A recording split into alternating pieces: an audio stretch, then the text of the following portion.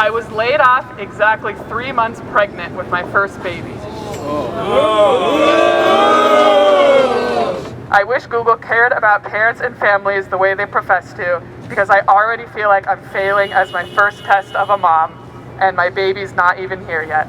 The cold, hard truth about the matter is that Google doesn't care about the emergency they've put me or my baby in.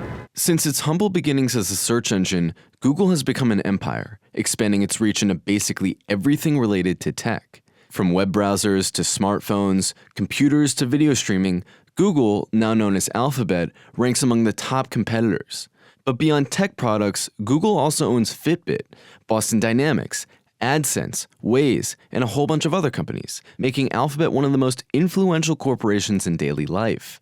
Like a lot of tech companies, Google has tried its hardest to cultivate this image that it's a hip, socially responsible company that, sure, makes profits here and there, but does it in an ethical way and makes sure to give back to the workers in the world.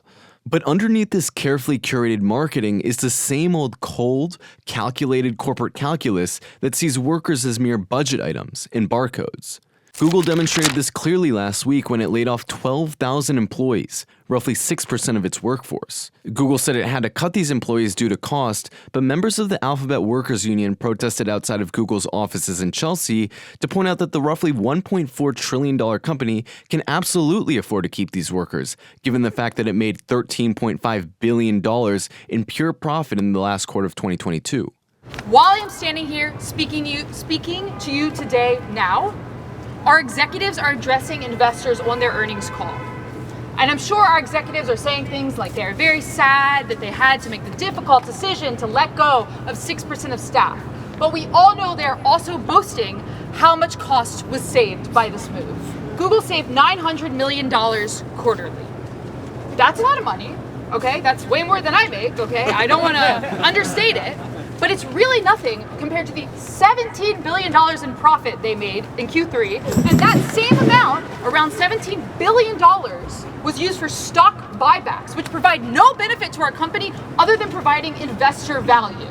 Alphabet workers found out that they were laid off in humiliating ways, over email, and many while they were at the office. As I was getting breakfast at our cafe, a coworker told me there was a big news announcement, and I opened my email to see I'd been laid off. It took a few minutes to read the long email and to get to the part where they also said our access was immediately revoked. I couldn't even go back to my building to get my keys. Security told us we had to be escorted and have a manager vouch for us. But none of our managers were even around. They apparently hadn't been involved at all in deciding who to let go. Alphabet's CEO has amassed a net worth of $1.3 billion by selling products coded, designed, and engineered by the very workers he just kicked to the curb.